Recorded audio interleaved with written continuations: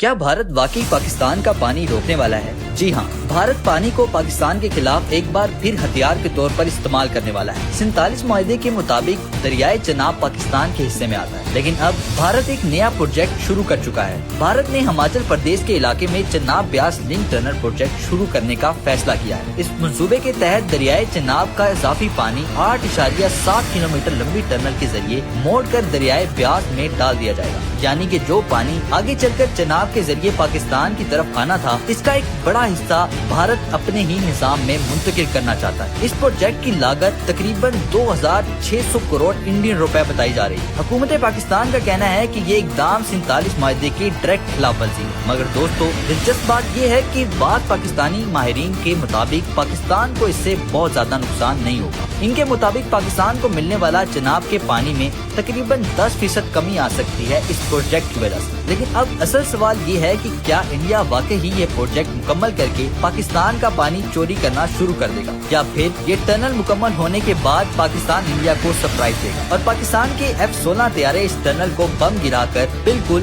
ناکارہ کر دیں۔ اگر ویڈیو پسند آئی ہو تو پاکستان زندہ باد کا کمنٹ ضرور کیجیے گا۔